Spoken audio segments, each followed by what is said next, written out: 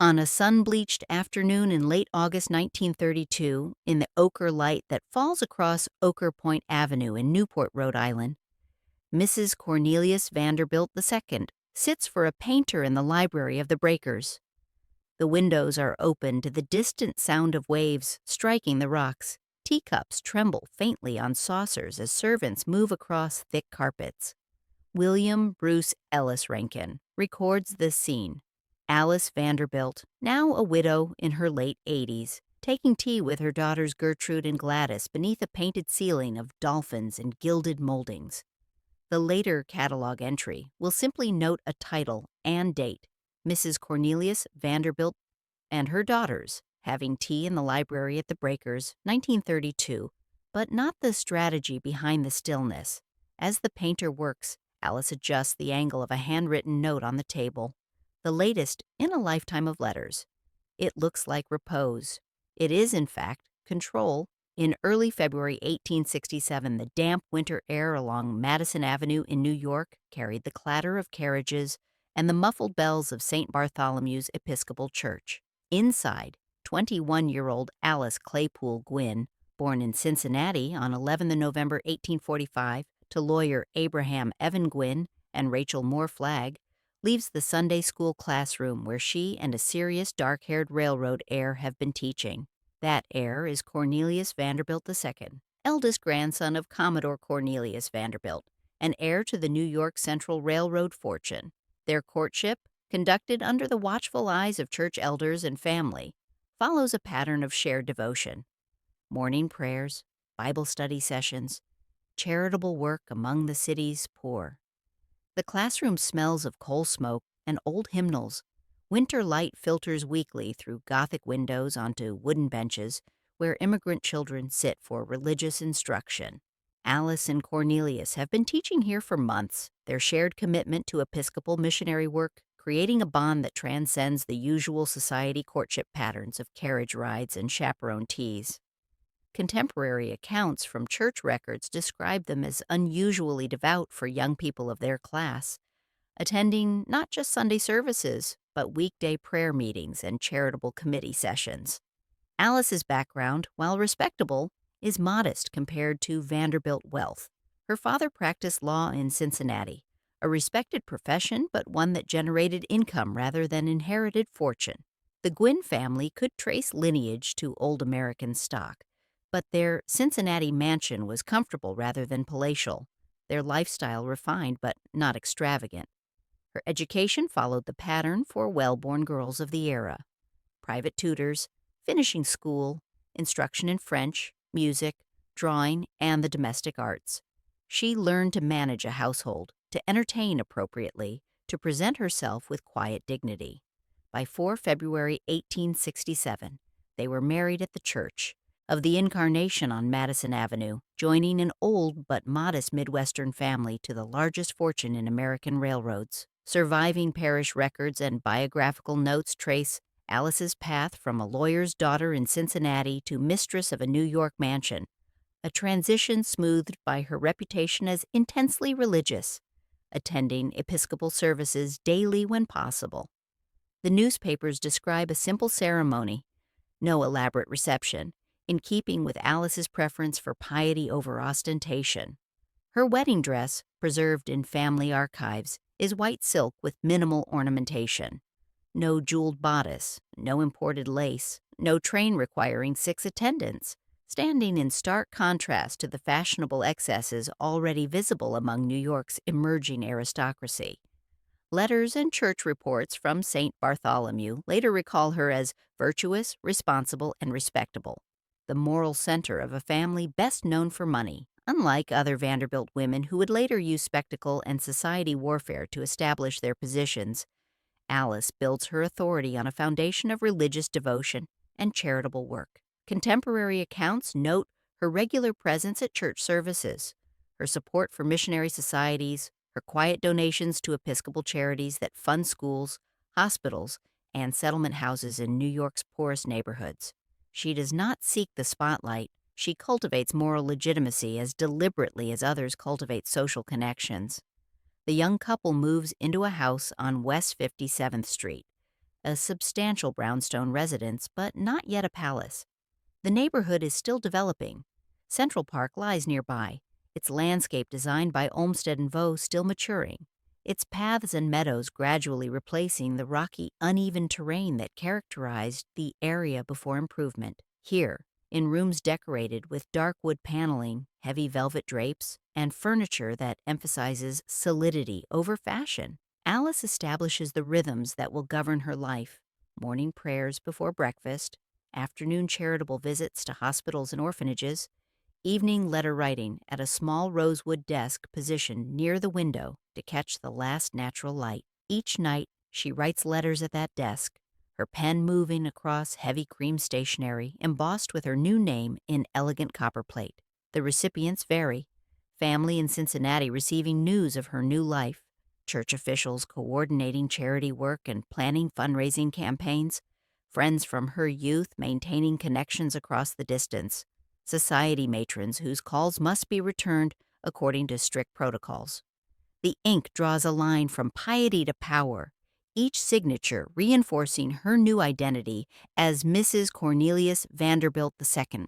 The letters accumulate, flowing out into a world that is beginning to understand that the Vanderbilts represent not just wealth but dynasty, not just money but an emerging American aristocracy that will rival European nobility in grandeur, if not in lineage.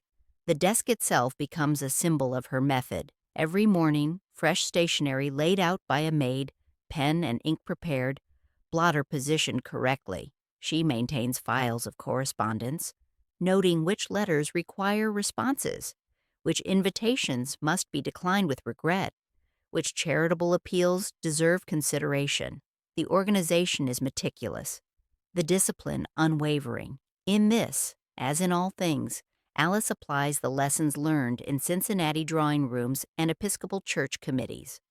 Power lies not in dramatic gestures, but in consistent, patient, methodical work. The same hand that signs Sunday school letters will one day sign for a palace by the sea. On the night of 26 March 1883, a blaze of gas and newly installed electric bulbs illuminated William K. and Alva Vanderbilt's Fifth Avenue mansion at 660 Fifth Avenue. The famed Vanderbilt costume ball is both housewarming and declaration of social intent, the moment when the Vanderbilt family decisively claims entry into Mrs. Astor's carefully guarded 400. Society columns record the names and costumes in avid detail, documenting a spectacle estimated to cost $250,000, a sum that contemporary newspapers compare to the annual budget of small cities. Among the most commented upon is Alice Vanderbilt's gown, designed in Paris by Charles Frederick Worth, the electric light dress. Photographs and the surviving dress in the Museum of the City of New York show yellow satin embroidered with lightning bolts in gold and silver thread, glass beads catching and reflecting light like captured sparks, and a small electric bulb she could raise like a torch, powered by hidden batteries concealed in the folds of her skirt. The technological marvel of the costume, actual electricity worn as ornament, captures the imagination of reporters and guests alike.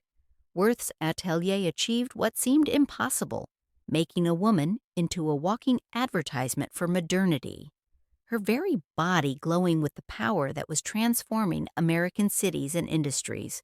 In a single costume, Alice ties the family name to modern technology, industry, and spectacle, turning her body into a glowing advertisement for the age of electricity and railroad power. The symbolism is multi-layered and intentional.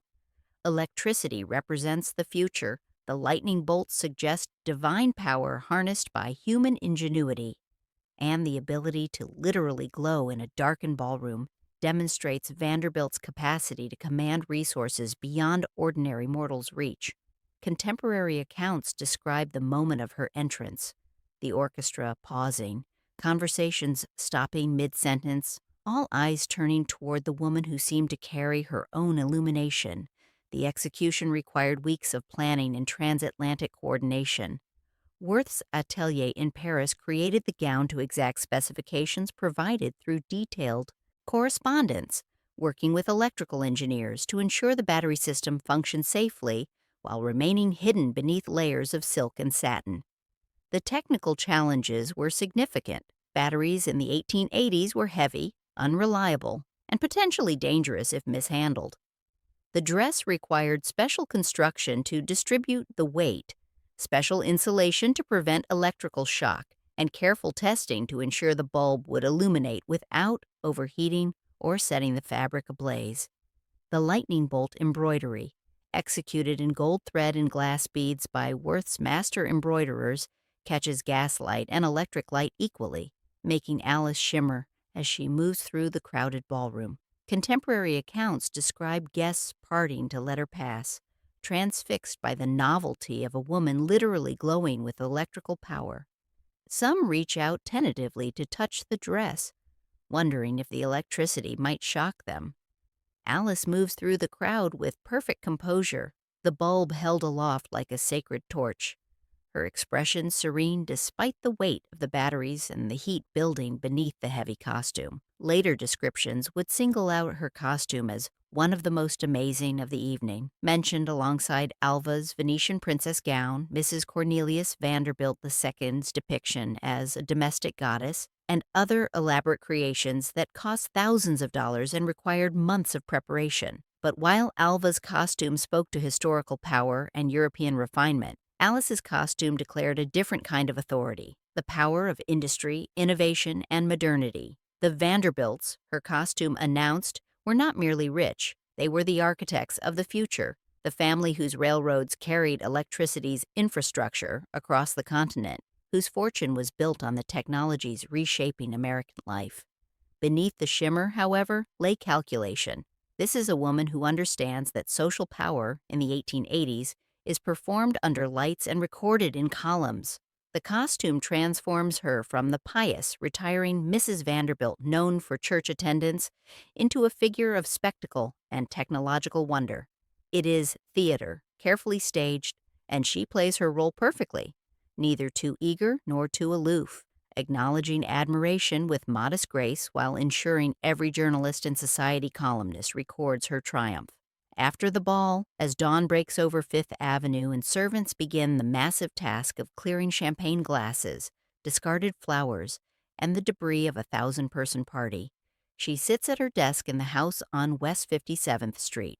She is still in costume, the batteries finally drained, the bulb dark and cooling. She writes notes of thanks to Alva for hosting the event that has secured the Vanderbilt position in society, to Worth for the extraordinary gown that has made her the talk of New York, to the reporters who will ensure the image of electric light appears in newspapers across the nation and even internationally. Her handwriting remains steady despite exhaustion, each letter perfectly formed, each phrase graciously composed. The bulb sits dark on the desk beside her, its work complete. The performance has ended, but its effects will ripple outward for years. The woman who once wore electric light will soon build a house that tries to rival the sun. By the summer season of 1885, the Vanderbilts' carriages were rolling down Newport's Ocker Point Avenue toward a wooden Italianate villa overlooking the Atlantic, the Breakers, so named for the waves crashing against the rocks below.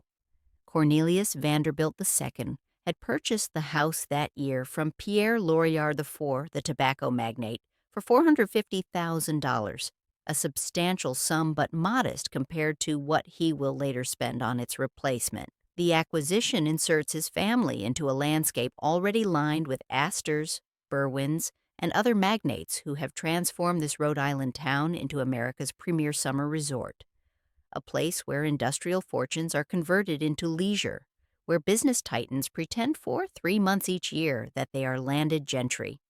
Postcards from the late 1880s, preserved in collections at the Newport Historical Society, caption the property simply as the Breakers, residence of Mr. Cornelius Vanderbilt, a modest description for a house that soon hosts elaborate dinners, lawn parties, and musicals that define Newport's social season. The original structure, built in the 1870s, features wide verandas wrapping around multiple sides, ornate Victorian woodwork with carved details and fretwork, and gardens sloping down to the cliff edge where the Atlantic crashes against granite boulders. It is substantial but not overwhelming, comfortable rather than palatial, a gentleman's summer villa rather than a monument to dynastic ambition. For Alice, Newport represents something different from the New York mansion, a place where her children can run freely across lawns and scramble down rocky paths to the shore, breathe salt air believed to strengthen constitutions, swim in the Atlantic under the supervision of nurses and governesses trained in water safety. The rhythm of Newport life appeals to her. Morning bathing at Bailey's Beach, where families gather in elaborate bathing costumes and children play under watchful eyes, followed by church services at Emmanuel Episcopal or Trinity Church, then leisurely afternoons and carefully orchestrated social evenings. On warm evenings, with the Atlantic wind moving through open windows and carrying the scent of roses from the garden mixed with salt spray, and the sound of distant yacht whistles carrying across the water from vessels anchored in the harbor, Alice supervises calling cards, guest lists, church donations, and nursery schedules. The Newport season follows strict protocols understood by all participants. Morning bathing at Bailey's Beach from 10 to noon.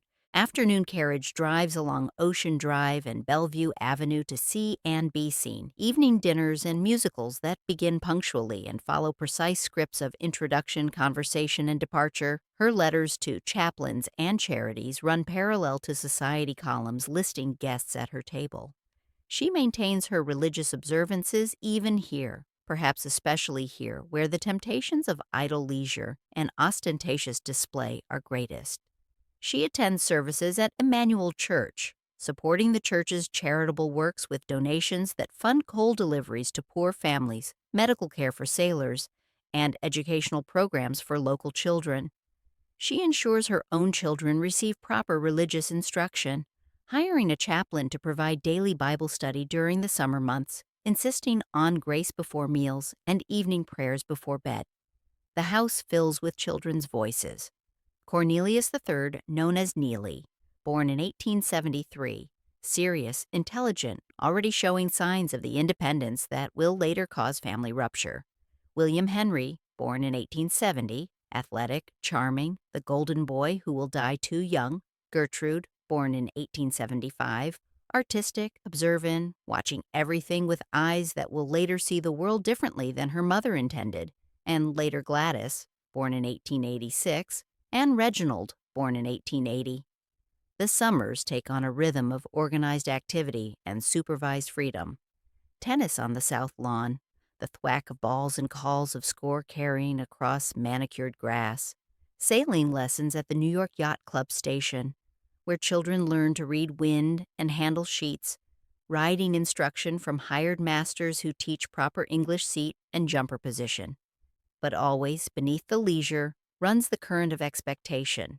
These are Vanderbilt children, heirs to one of America's great fortunes, and their behavior reflects on the family name. They must be athletic but not reckless, adventurous but not undisciplined, charming but never forward.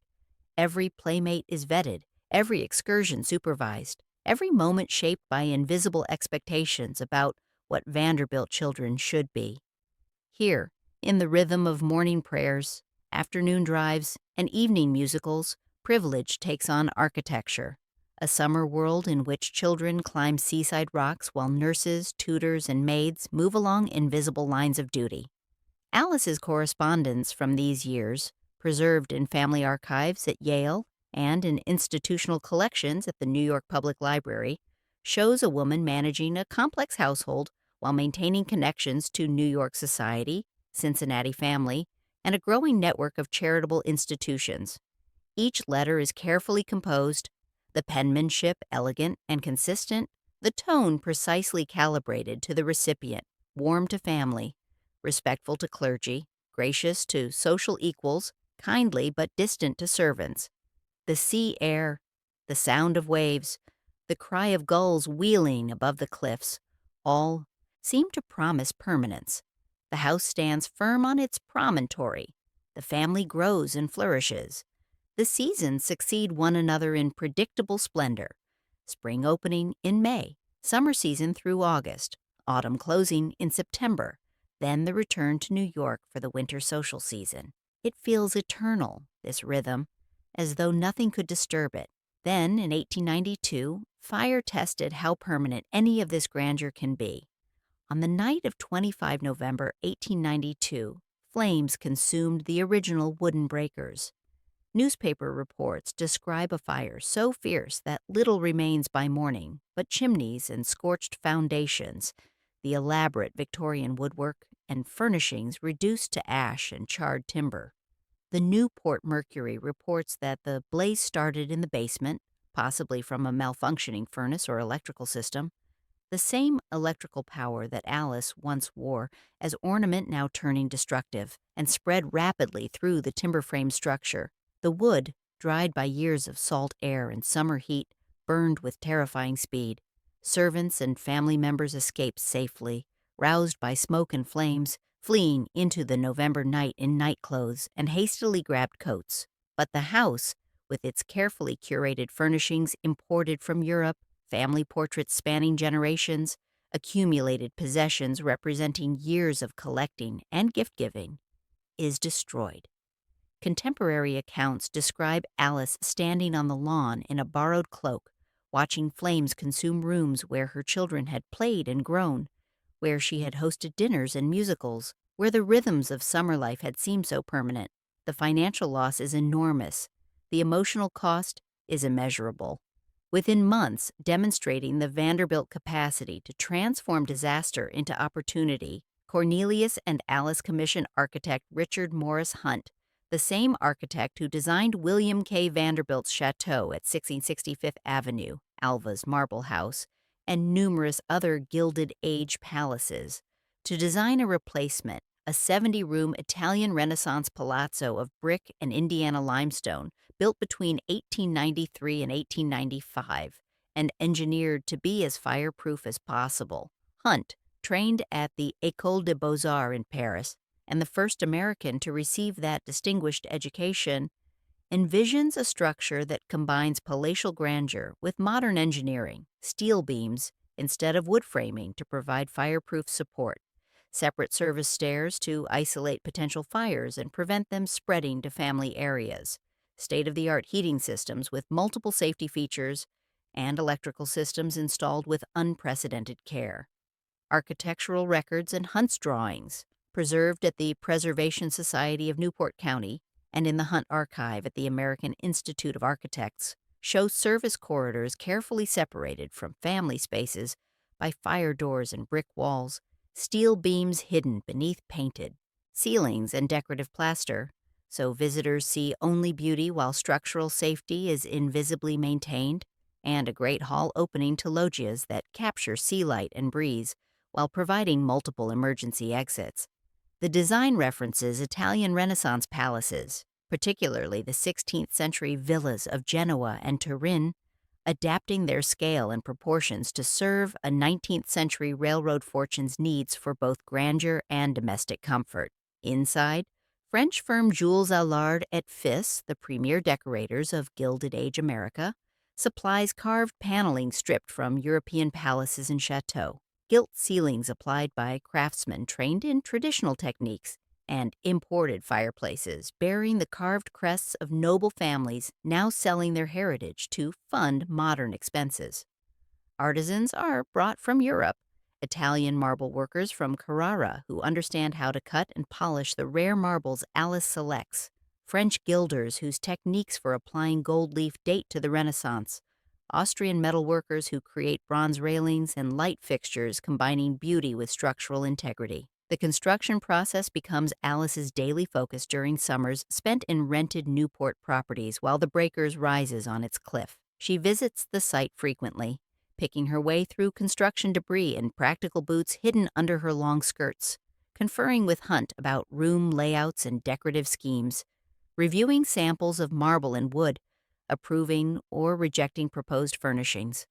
Unlike Alva Vanderbilt, who famously loved being knee-deep in mortar and approached architecture as social warfare, Alice approaches the project with a different sensibility. This is not about defeating Mrs. Astor, but about creating a family seat, a house that must serve multiple generations while projecting appropriate dignity and permanence. as invoices, letters, and contracts accumulate on her desk, now set up in a rented Newport house. While the breaker's construction continues, Alice's correspondence grows thicker and more technical. She approves furnishings imported from European dealers who specialize in supplying American millionaires. This marble fireplace from a dismantled French chateau, that ceiling painted by Italian artists working from Renaissance models, these tapestries from a Venetian palace whose noble family can no longer afford their upkeep. Each signature represents thousands of dollars. A single fireplace might cost what a working family earns in a decade. One painted ceiling might equal the annual wages of all the workers constructing the house. The cost escalates to over $7 million, equivalent to over $200 million today, an astronomical sum that contemporary newspapers report with a mixture of awe and criticism. Labor activists and social reformers point to the expense as evidence of Gilded Age excess, while workers in Vanderbilt railroad yards struggle for fair wages and safe working conditions. Ministers preach sermons about the parable of the rich man and Lazarus, suggesting that such expenditure, while poverty exists, is morally indefensible. But for Alice, the house represents something beyond display. It is a fortress against loss, a structure built to withstand fire and time, a monument to family continuity that will outlast the wooden villa that burned so easily. Each signature turns coal, steel, and railroad profits into stone, silk, and ceremony. Once the house stands firm against fire, she begins shaping the people who will move inside it. On a winter morning in New York in 1888, the Vanderbilt children moved between tutors in the family's Fifth Avenue mansion at West 57th Street, an urban residence that contemporary observers called the largest private residence in an American city. Occupying an entire block front with its service buildings and stables, the house, a massive brownstone structure designed by the Herter brothers in the then fashionable Second Empire style, contains rooms for specific purposes: schoolrooms for lessons equipped with maps, globes, and blackboards like a private academy; music rooms for practice with a piano, harp, and space for visiting music masters; a gymnasium for physical development with parallel bars, rings, and other apparatus considered essential for healthy growth; and a library for reading and study containing thousands of volumes in multiple languages. Their daughter Gertrude, born 9 January 1875, studies languages and drawing under private tutors before later attending the Brearley School, one of New York's most exclusive and progressive institutions for girls. Founded just years earlier to provide rigorous academic education alongside traditional accomplishments. The curriculum combines traditional accomplishments, French conversation and composition, German reading, music theory, and performance, drawing from plaster casts and still life, with the emerging progressive emphasis on physical health, intellectual development, and even rudimentary science considered shocking by more conservative educators.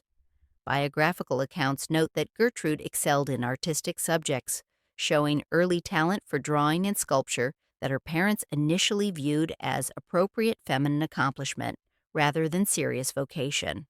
Her sketchbooks from this period, preserved in the Whitney Museum archives, show careful studies of classical sculpture, attempts at portraiture, and early experiments with composition that suggest genuine artistic sensibility rather than mere copying of approved models. But in the Vanderbilt household of the 1880s and 1890s, art is decoration, not destiny. A girl's drawings might grace drawing room walls, but they should never suggest a professional ambition.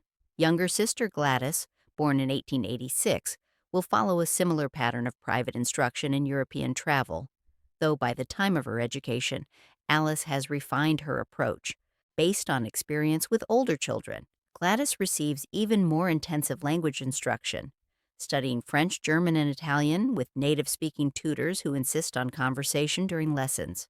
She learns music not just as accomplishment, but as potential social currency, the ability to perform at charity musicals, to accompany singers at society gatherings, to demonstrate cultivation in settings where words might fail. The boys, Neely, William, and Reginald, receive different educations entirely, preparing for Yale and business careers that will position them to manage portions of the railroad empire or related financial interests. They study Latin and Greek, mathematics and science, history, and political economy. Their tutors are often Yale graduates themselves, men who combine classical education with practical business sense. The contrast with the girls' education is stark and intentional.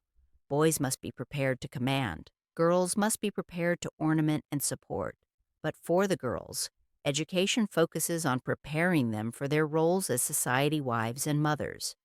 They must speak multiple languages to converse with European nobility during grand tours and at diplomatic receptions, understand art and music to host cultivated gatherings that demonstrate family refinement, possess grace and poise to represent the family name appropriately in settings from Newport lawn parties to formal court presentations. Every skill is instrumental. Every accomplishment serves larger strategic purposes. Summers at the breakers, once construction is complete in 1895, add another dimension to their education beyond what books and tutors provide.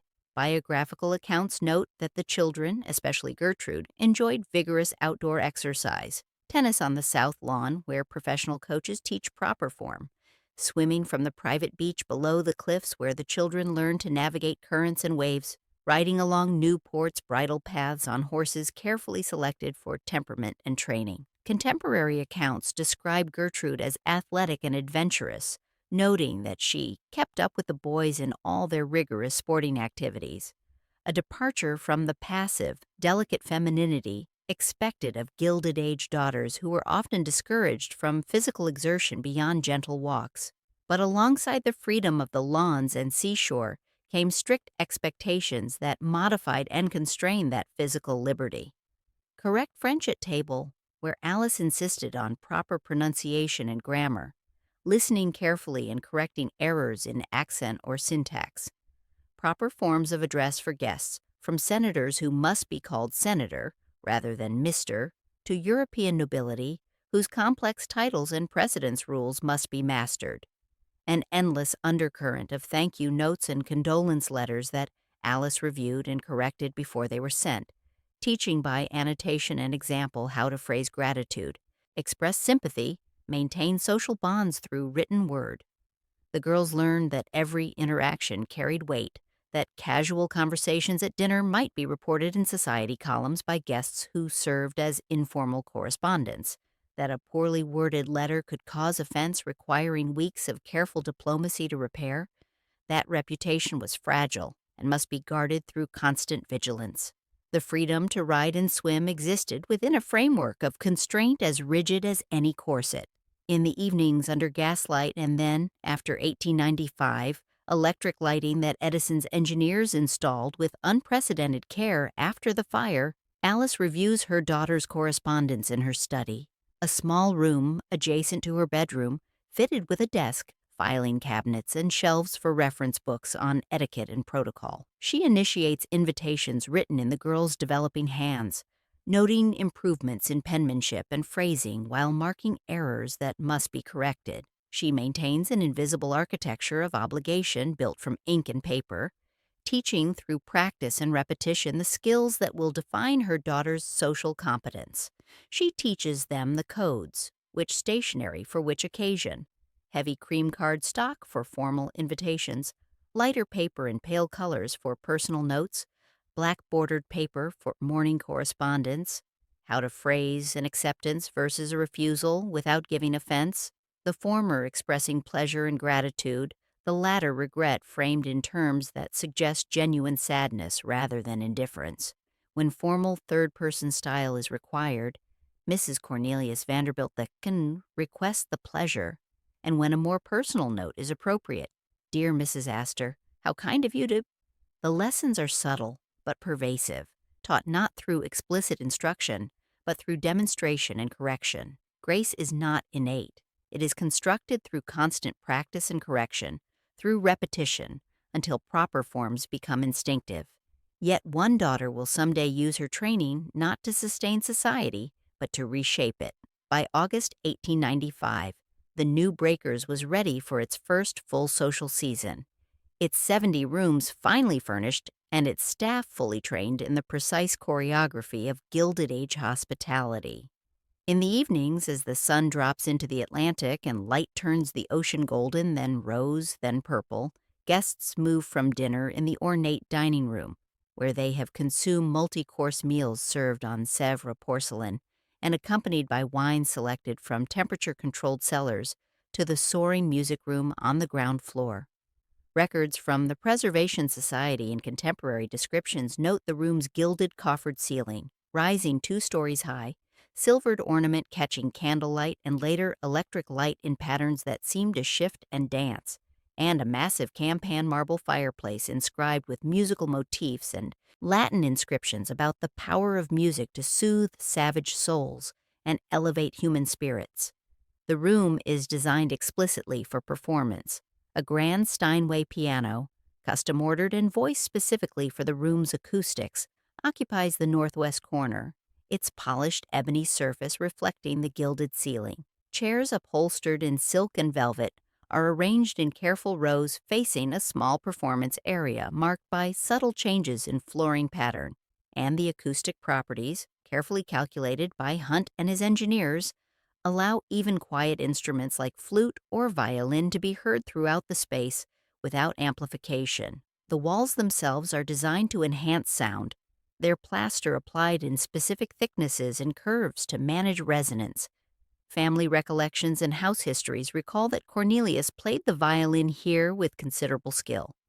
He had studied as a young man, bringing German music masters to New York to advance his technique, and Alice the piano, hosting recitals and dances under chandeliers that scattered light across polished parquet floors imported from France and installed by craftsmen who spent weeks ensuring perfect alignment. Musicians were hired from New York and Boston to perform for guests, string quartets playing Haydn and Mozart, pianists performing Chopin and Liszt, occasionally opera singers imported for special occasions who filled the room with voices trained in European conservatories. Sometimes European musicians traveling through America, virtuosos on concert tours, composers premiering new works, prodigies building reputations, would be invited to play for Newport society, transforming the music room into a venue comparable to concert halls in New York, Boston, or Philadelphia. The guest lists for these events read like directories of American wealth and power. Astors, Belmonts, Berwins, Cushings, along with visiting European nobility and distinguished visitors who happened to be summering in Newport. For Gertrude and Gladys, these evenings function as instruction in a curriculum never formally stated, but constantly enforced through observation and correction. How to enter a room so that attention turns naturally rather than awkwardly, neither rushing to claim space nor hesitating at the threshold. When to rise as a guest approaches, understanding the subtle hierarchies of age, title, and social position that determine who stands for whom. How to bow to a guest of higher rank without appearing servile, finding the balance between deference and dignity. When conversation is expected, and when silence is more appropriate, reading social cues that'll indicate whether a moment calls for animated discussion or respectful quiet. Music provides the pretext. Hierarchy is the lesson. They learn to read the room, which guests cluster around their mother seeking favor or demonstrating loyalty, which stand apart requiring diplomatic approach and skillful integration, which can be safely ignored without offense because their social position renders them insignificant. They learn that every social gathering is a complex negotiation of status and alliance, that rooms have invisible geography determined by power rather than furniture arrangement. The performances themselves follow strict protocols understood by all participants. Programs are printed in advance on heavy cardstock and distributed by servants, allowing guests to know when to applaud and when to remain silent, which pieces will be performed and in what order. Between musical numbers, servants circulate with champagne in crystal glasses and light refreshments, tiny sandwiches, petits fours, fruits arranged artfully on silver trays. Conversations are conducted in lowered voices to avoid disturbing the performers or other guests. Every gesture, every word, is calibrated for an audience that includes not just the people in the room, but the society columnists who will report on the evening in the next day's papers, describing who attended, what they wore, how the performance was received.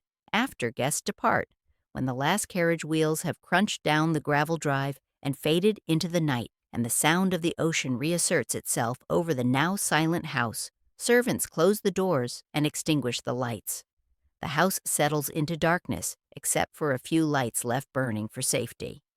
On a small writing table in the adjacent morning room, Alice begins again, letters of thanks to performers, invitations to the next musical, notes to clergy and charities coordinating the charitable benefits that often accompany these social gatherings, turning private wealth into public good through strategic donations announced at opportune moments. The music has faded, but the performance continues in ink, her handwriting steady even in lamplight, each letter reinforcing the social architecture she has spent years constructing, with the same patience and precision Cornelius applies to railroad timetables.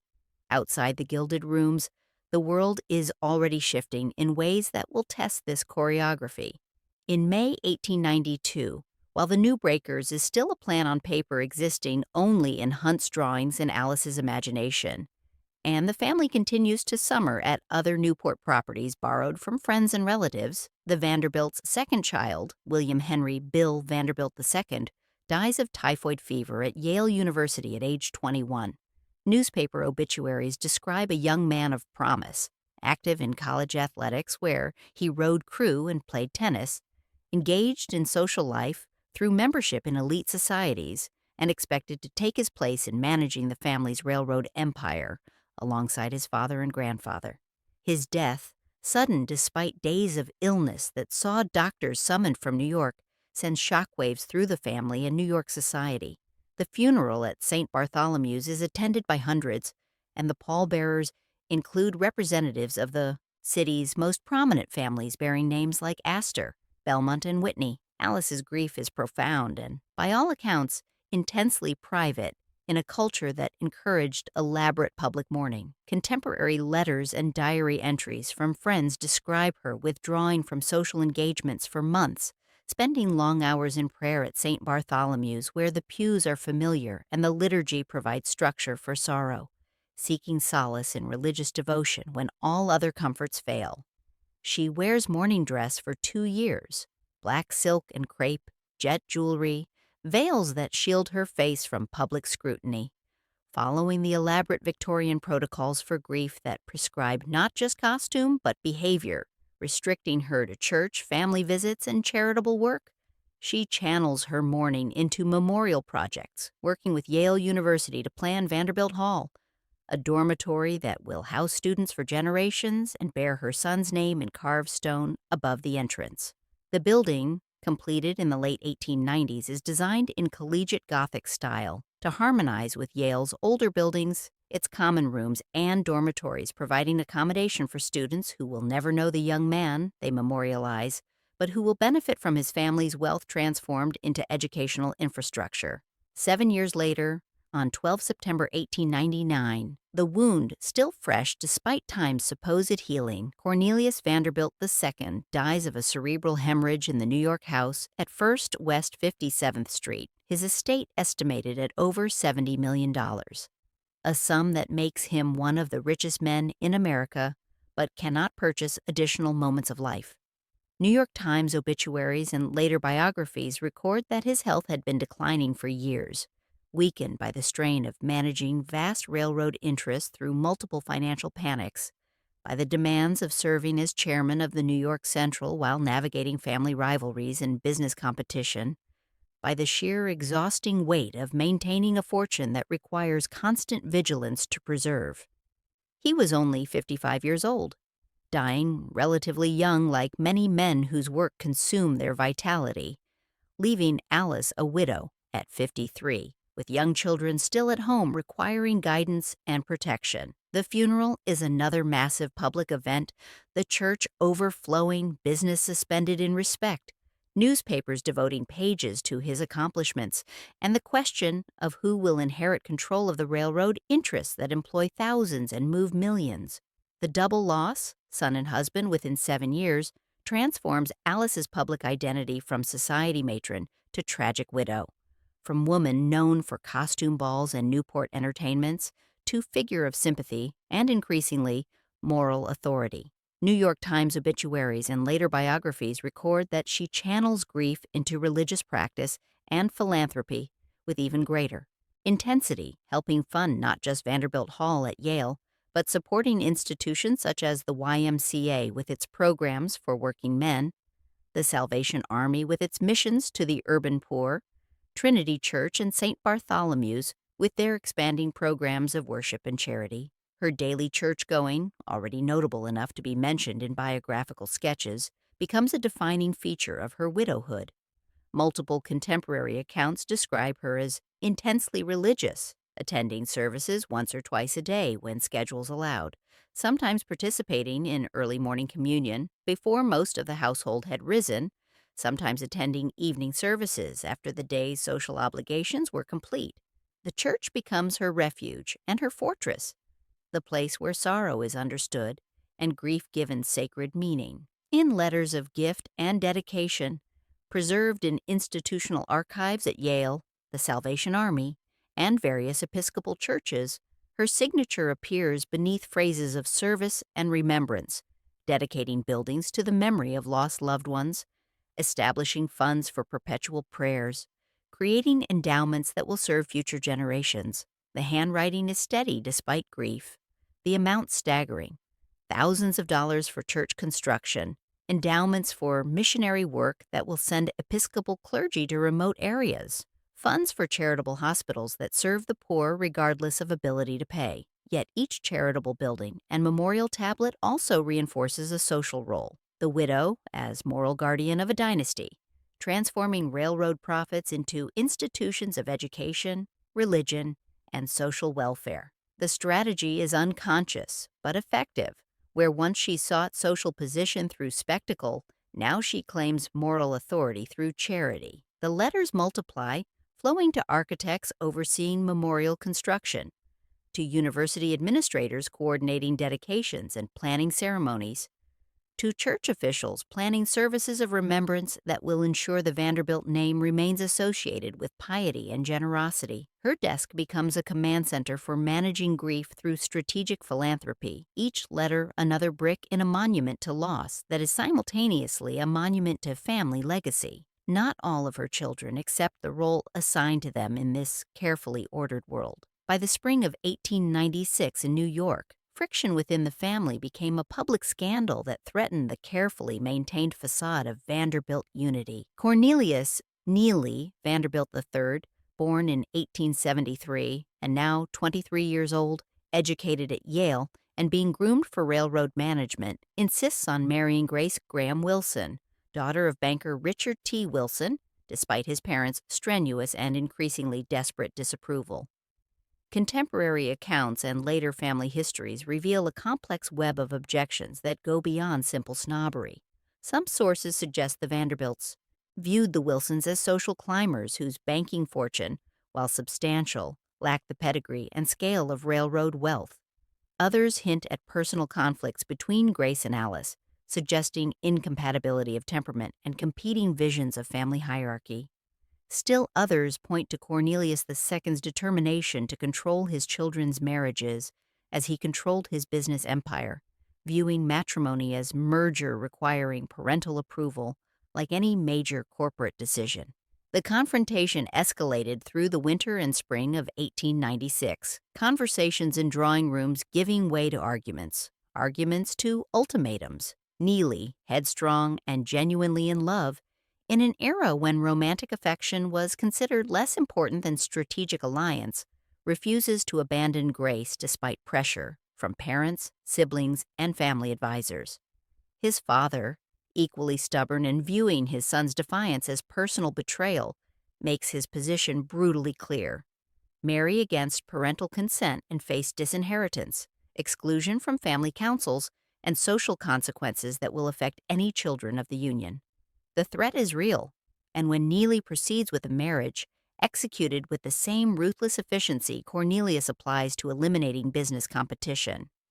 Contemporary accounts and later family histories note that Cornelius the Sant disinherits his eldest son, formally amending his will to leave Neely only a modest trust and $500,000, a sum that would make most Americans wealthy but represents a tiny fraction of a fortune, otherwise measured in tens of millions.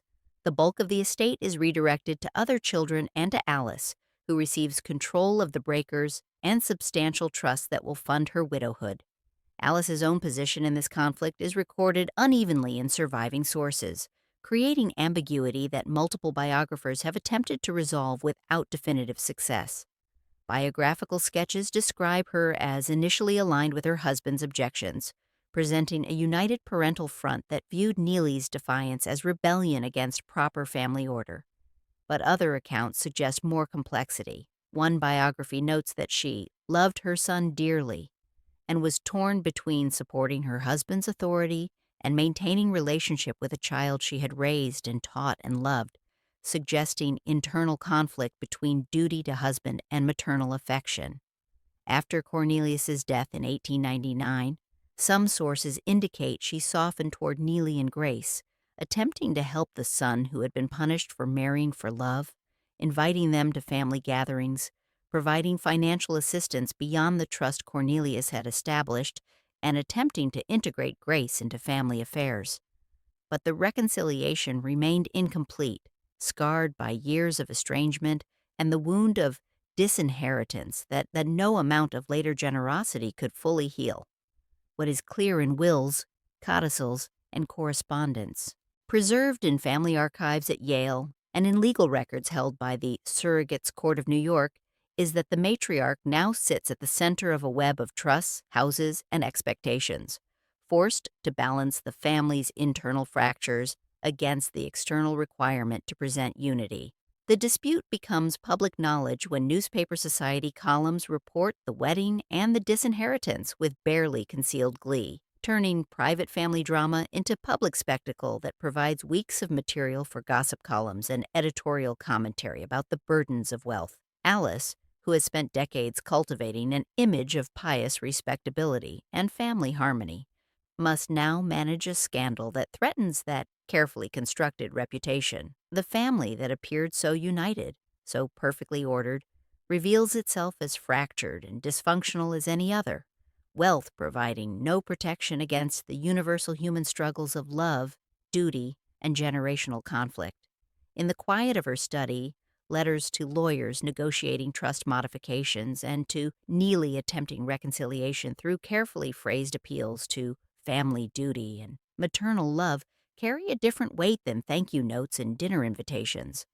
The script may be the same elegant copper plate, the stationery may bear the same engraved Vanderbilt crest, but the stakes are not social positioning, but family cohesion, not public reputation, but private peace. The ink that once drew lines of power now tries to repair fractures that perhaps no amount of writing can fully heal. As widow and matriarch, Alice must now use the tools of grace to manage power.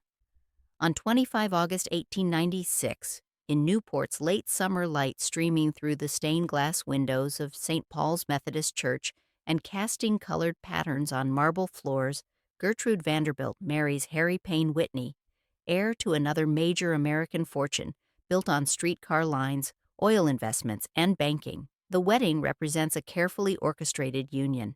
Vanderbilt Railroads allied with Whitney streetcar, oil, and banking capital, creating an alliance that commands resources and influence across multiple industries. Society columns frame the event as a consolidation of wealth and influence, the Newport Mercury devoting entire pages to describing Gertrude's gown, white satin with Brussels lace, and a train requiring 6 attendants, the floral decorations that transform the church into a garden, and the guest list that reads like a directory of American industrial power: Astors, Belmonts, Goulds, Rockefellers.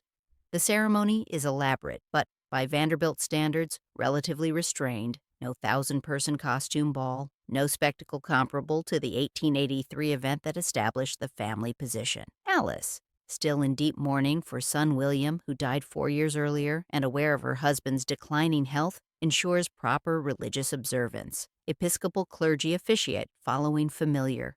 Liturgy, hymns are carefully selected for theological appropriateness rather than fashionable appeal. And the service emphasizes spiritual commitment alongside social alliance. The reception at the Breakers follows Newport protocols: champagne and lobster, caviar and terrapin, a small orchestra playing waltzes and quadrilles, dancing in the Great Hall where gaslight and the newly installed electric fixtures create a glow that seems almost supernatural. Gertrude, at 21, plays her role perfectly. Radiant bride in yards of white satin, dutiful daughter accepting parental choice of husband, appropriate ornament to both families' ambitions. Photographs from the day show her smiling, gracious, surrounded by bridesmaids in matching gowns, accepting congratulations with the poise that years of training have made instinctive. But those who look closely might notice something in her eyes: a distance, a reservation, a sense that she is performing a role rather than living a moment. Gertrude's later biographies, however, emphasize a different trajectory that becomes visible only after the wedding liberates her from parental home. Educated at Brearley and by private tutors who emphasized artistic accomplishment, she has nurtured an independent passion for sculpture, studying secretly at the Art Students League even before her marriage, attending classes where society women were rare and serious, female artists rarer still. The deportment lessons and salon training of her youth, presiding over the Breakers' terraces with perfect posture, receiving ambassadors and dukes with appropriate deference, managing multi-course dinners without error, become tools she uses to advocate for modern American art rather than simply to adorn inherited wealth.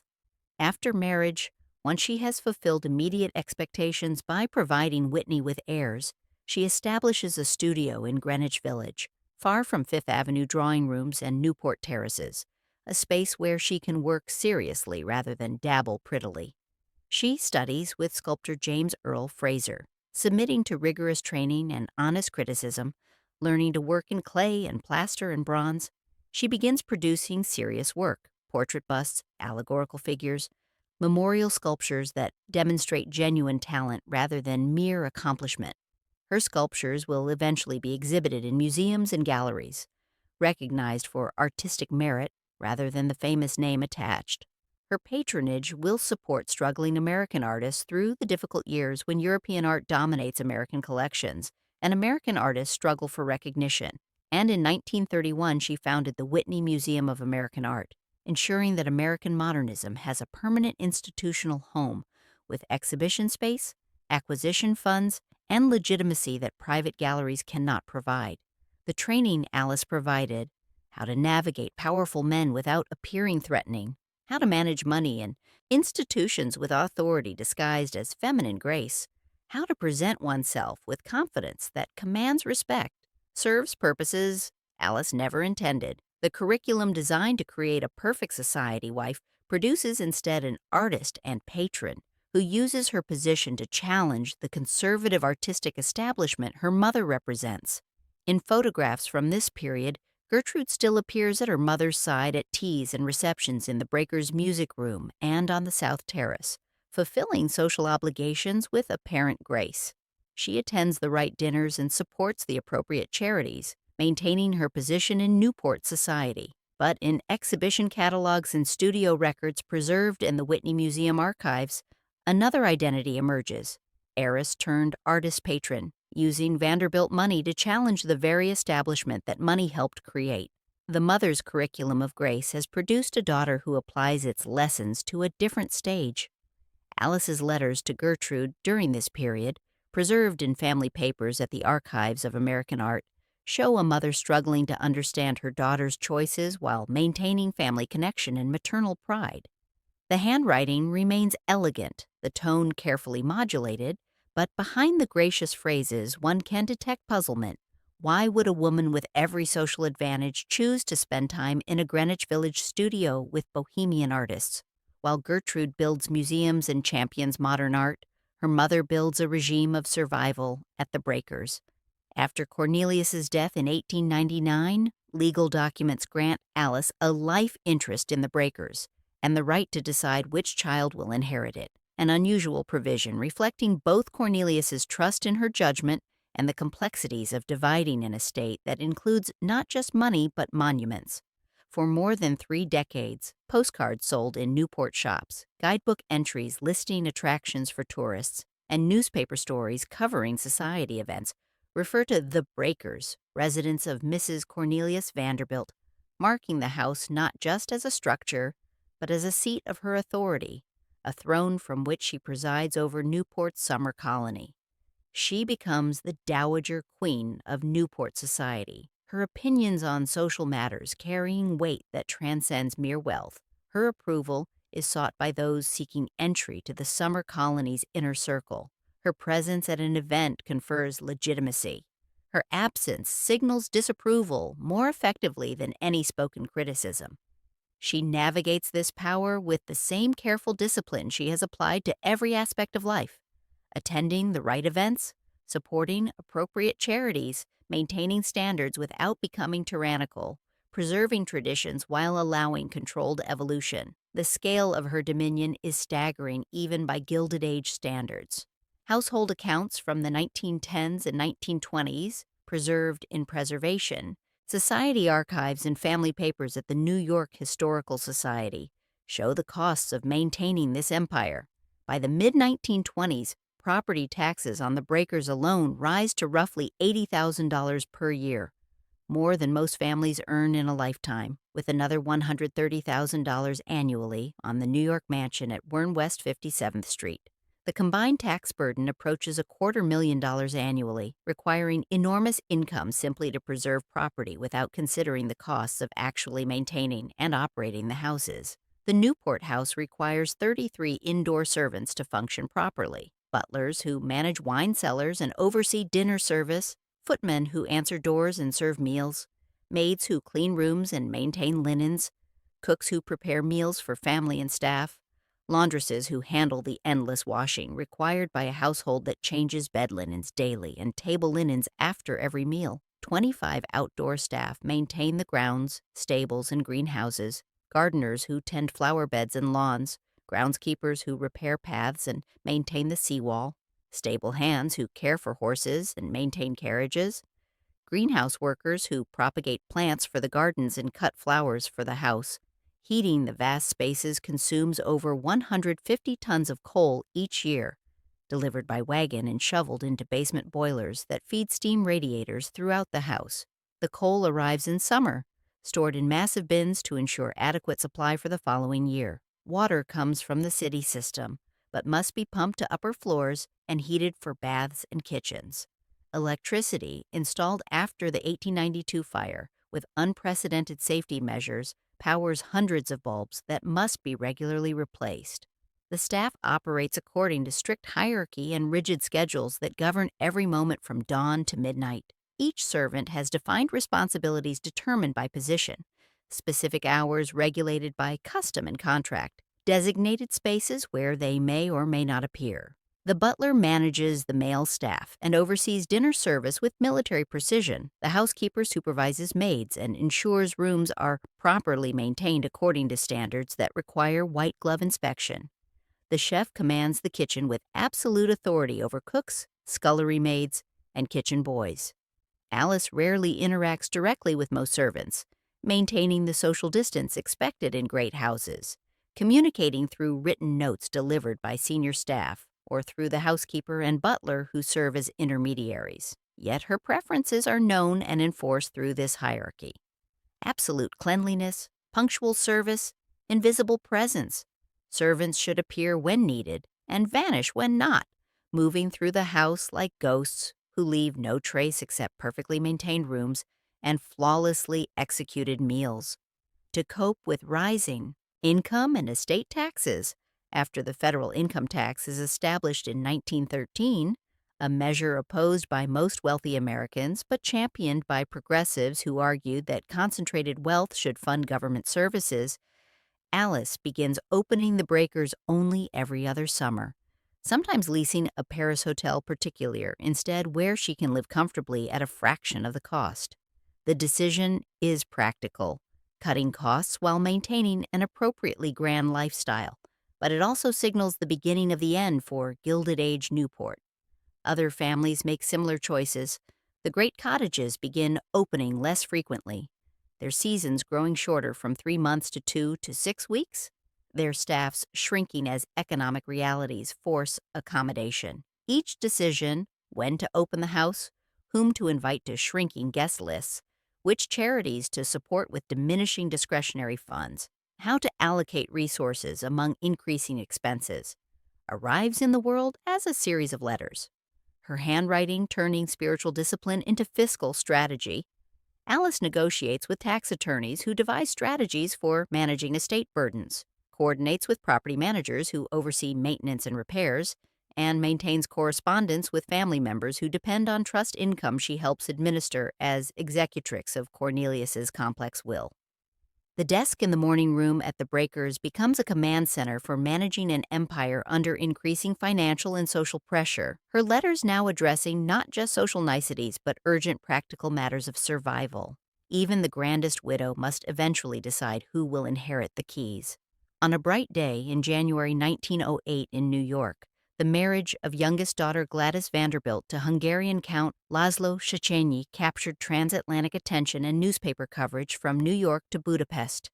The New York Times devotes extensive coverage to the wedding, describing it as uniting one of America's greatest fortunes with one of Europe's most distinguished families, framing the event as international alliance rather than mere society wedding. Count Széchenyi, a diplomat serving in the Austro-Hungarian embassy in Washington, and a member of Hungarian nobility whose family traces lineage to medieval times, brings an aristocratic title of genuine antiquity.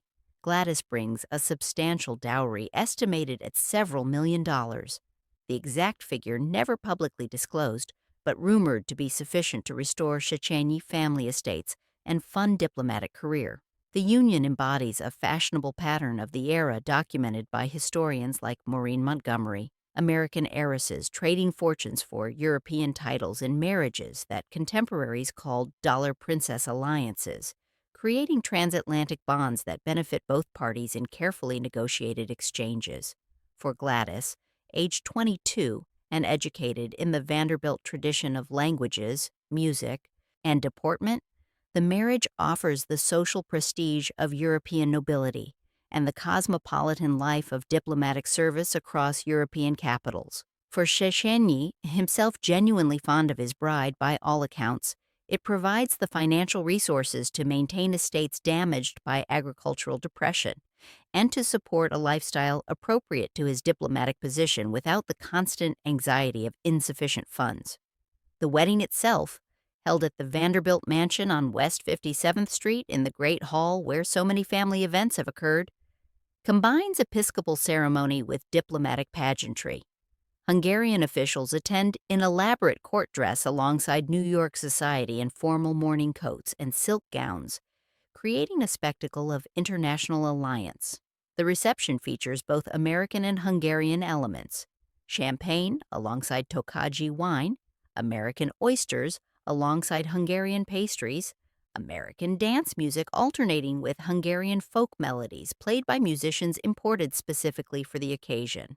In later decades, this marriage will shape the Breakers' fate in ways no one anticipates on that bright January day when the future seems to promise only continued prosperity and happiness.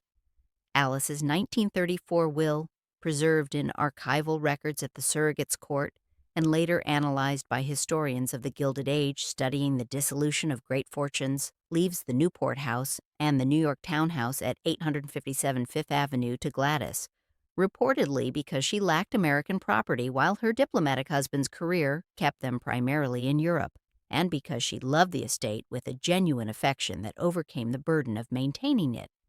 The will's provisions reflect complex family dynamics documented in letters and legal papers. Gertrude has her own fortune from the Whitney marriage and her own houses.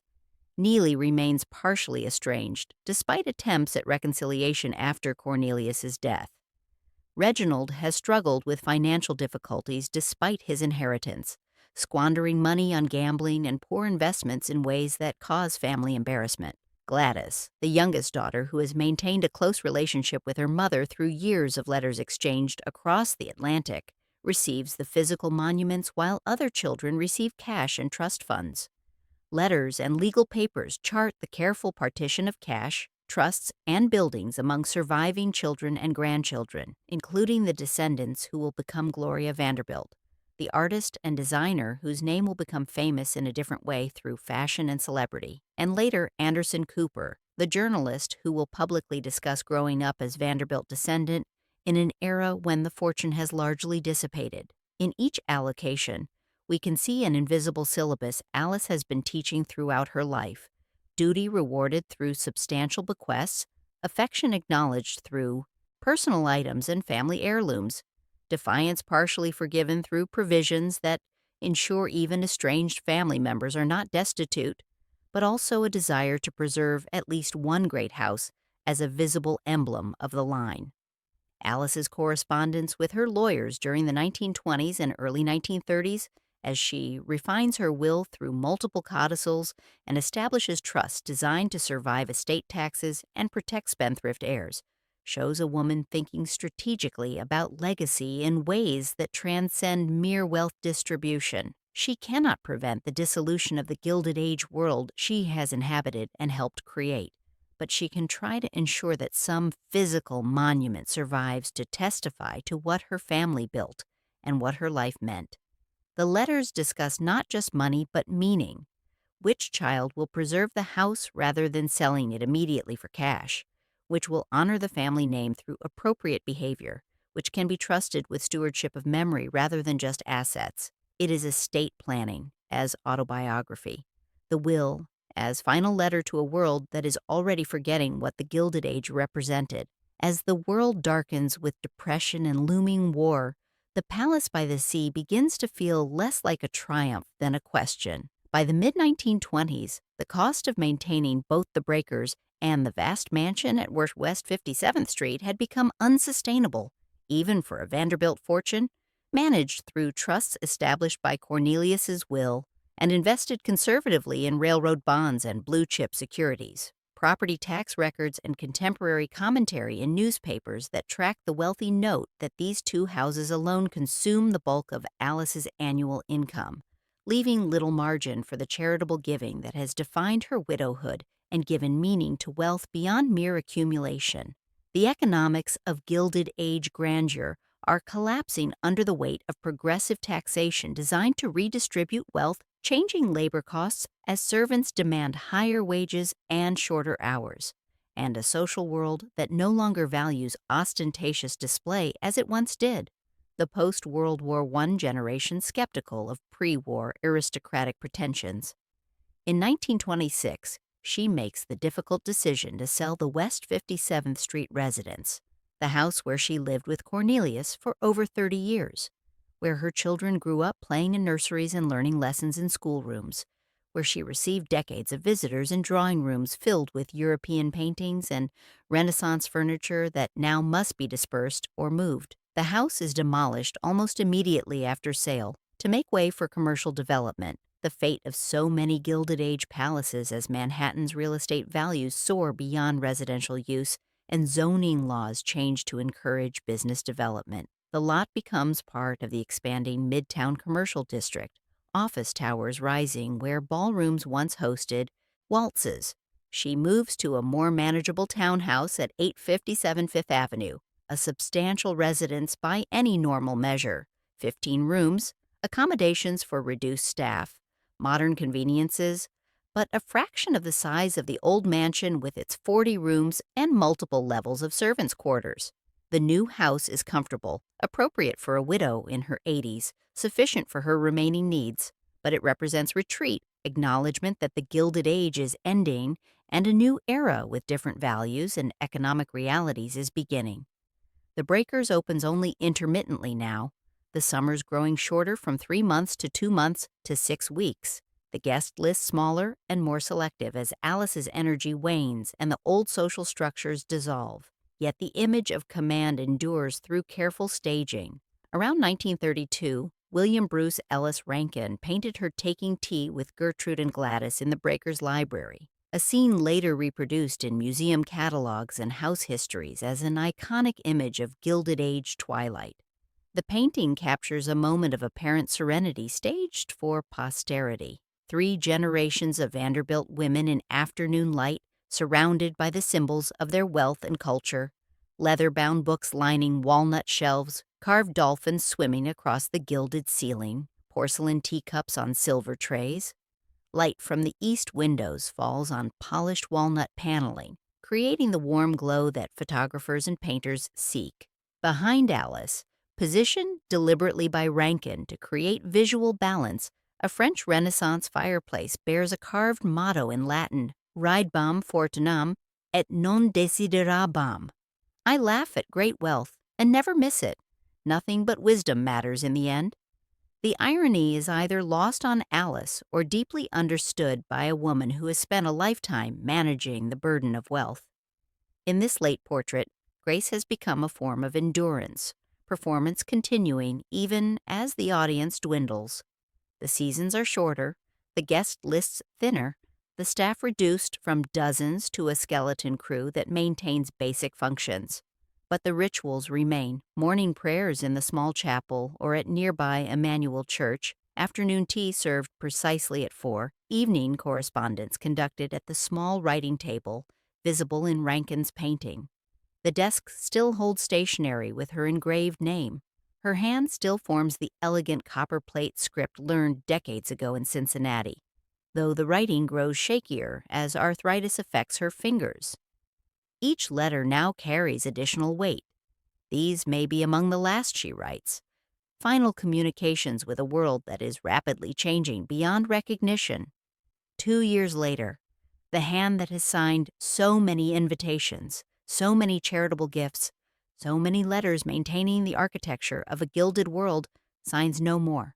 Others must decide what to do with the house she guarded. On 22 April 1934, in her home at 8 and 57 Fifth Avenue, Alice Claypool Vanderbilt died at age 88, her death marking the end of an era as definitively as the stock market crash 5 years earlier marked the end of economic prosperity. The New York Times obituary spans multiple columns, recounting her life from Cincinnati lawyer's daughter through decades as Dowager Empress of Newport society, documenting her charitable work and religious devotion, noting her position as last surviving representative of the Gilded Age's greatest generation. The funeral at St. Bartholomew's Episcopal Church, the church where she taught Sunday school and met Cornelius 67 years earlier, draws hundreds, family members representing multiple generations and branches of Vanderbilt lineage, society figures who remember her as the last link to old New York, representatives of the charitable institutions she supported with decades of donations, clergy whose churches she funded and whose missions she sustained. She is buried beside Cornelius in the family mausoleum at Moravian Cemetery on Staten Island, the names carved in marble testifying to a dynasty built on railroads and maintained through rigid adherence to social and religious duty. The mausoleum itself, designed by Richard Morris Hunt, reflects the architectural grandeur that characterized their lives: classical columns, bronze doors, stained glass windows filtering light onto marble floors.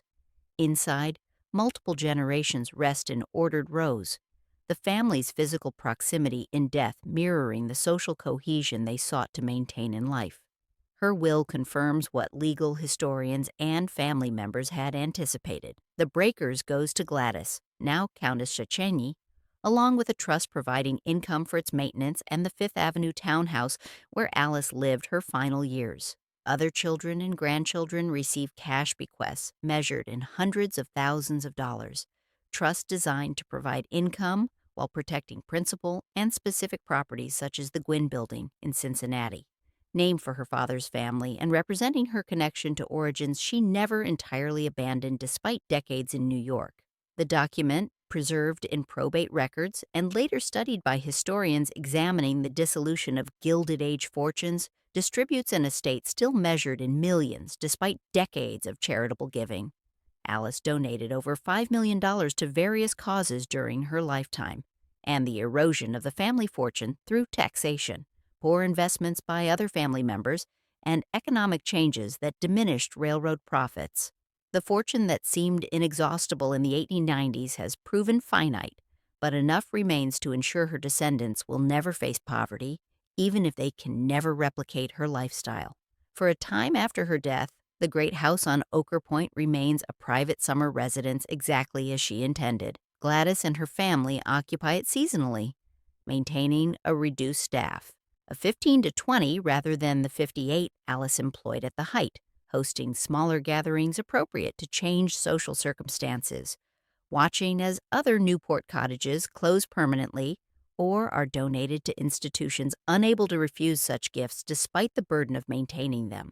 The economics of maintaining a 70-room palazzo become increasingly impossible as property taxes rise under New Deal policies designed to fund social programs, as domestic servants become scarce and expensive in an economy offering factory jobs with better wages and more dignity, as coal heating systems require replacement with modern systems requiring significant capital investment.